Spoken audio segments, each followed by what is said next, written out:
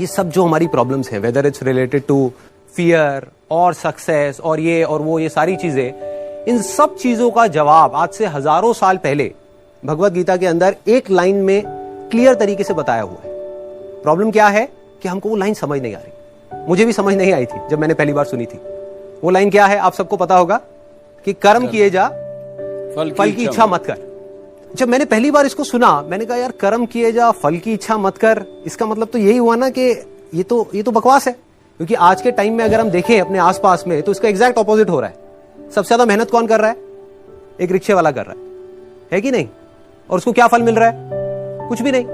और ऐसे बहुत सारे लोग हैं जो बहुत मेहनत कर रहे हैं, उनको रिजल्ट कुछ भी नहीं मिल रहा। तो खेल है क्या? खेल क्या है कि हम इसको बारीकी से समझ नहीं पाए। मैं भी समझ नहीं पाया था।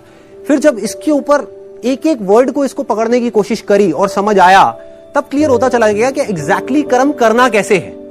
देखो, कर्म भी सही डायरेक्शन में करना है, तभी रिजल्ट आएगा ना। सक्सेस यहां है, आप वहां भागे जा रहे हो। आप कह रहे हो यार मैं तो 10 साल से भाग रहा हूं, अभी तक मेरे को सक्सेस मिली नहीं। तो फंडा क्या है कि डायरेक्शन गलत है। कर्म गलत डायरेक्शन में हो रहे हैं। अगर कर्म सही डायरेक्शन में हो जाए तो प्रॉब्लम सॉल्व। अब देखिए क्या है ये, कितना आसान है कि हमारे सारे डर खत्म हो जाएंगे और पूरी तरह से खत्म हो जाएंगे। सक्सेस जो चाहिए, जितना चाहिए वो हमको मिल जाएगा।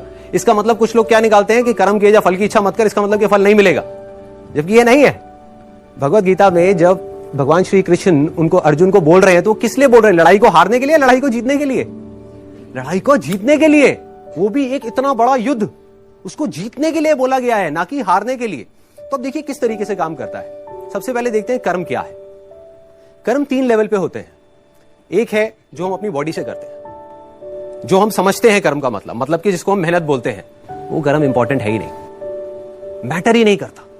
मतलब अगर उसकी इंपॉर्टेंस वाइज अगर आप मुझसे पूछो, out of 100, out of scale of 100, मैं कहूंगा 1% है उसकी इंपॉर्टेंस। क्या बॉडी से क्या कर रहे हो वो मैटर नहीं करता। फॉर एग्जाम्पल, 2 लोग हैं, 2 लोग एक ही काम कर रहे हैं, एक जैसा काम कर रहे हैं बॉडी से, दोनों ही एक आदमी को मार रहे हैं। एक मार रहा है अपने फायदे के लिए, दूसरा मार रहा है किसी और को बचाने के लिए। तो बॉडी के लेवल पे दोनों सेम कर्म कर रहे हैं, लेकिन माइंड के लेवल पे अलग अलग कर रहे हैं। तो दूसरा कर्म का जो स्तर है वो है जो हम बोलते हैं। तीसरा है जो हम सोचते हैं। असली खेल यहां है। जो आदमी सही सोच नहीं सकता, क्या वो सही बोल सकता है? इम्पॉसिबल। जो सही बोल नहीं सकता वो सही करेगा क्या? तो सारे जो कर्मों की बात हो रही है वो यहां हो रही है। और वो कर्म क्या है? सोच के लेवल पे। और जिसकी सोच सही डायरेक्शन में हो गई, उसकी लाइफ सही डायरेक्शन में जानी, उसको तो फल मिलना ही मिलना है। फल के बारे में जो मांग रहा है, सपोजिंगली हाथ ऐसे करके बैठे रहो कि हे भगवान मुझे फल दे दो, मुझे ये चाहिए, मुझे नंबर चाहिए, मुझे ये चाहिए, मुझे बिजनेस में पैसा चाहिए, मुझे जॉब में प्रमोशन चाहिए, सब कुछ मांगते रहो और कर्म सही डायरेक्शन में करो नहीं, तो क्या होगा? वो मिलेगा ही नहीं कभी भी। दूसरी तरफ से कुछ मत मांगो, लेकिन कर्म सही डायरेक्शन में करते चले जाओ, तो उतना मिलेगा जितना हम सब में से कोई सपने में भी नहीं सोच सकता।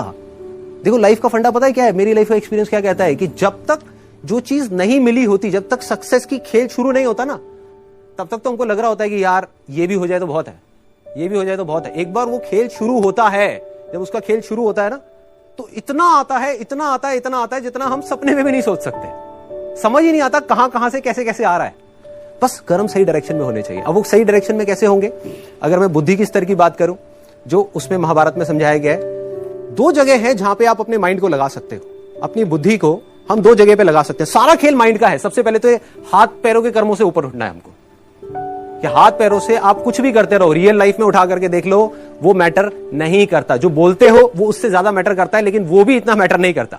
कोई आदमी बोलता तो बहुत बड़ी बड़ी बातें, जब करने की बारी आती है कुछ भी नहीं करता। ये अंदर कुछ और सोच रहा है, बोल कुछ और रहा है। जब ये तीनों चीजें सिंक हो जाती है कि जो आप सोच रहे हो वैसा ही आप बोल रहे हो और वही आप कर रहे हो, तब मिरेकल्स होना शुरू हो जाता है।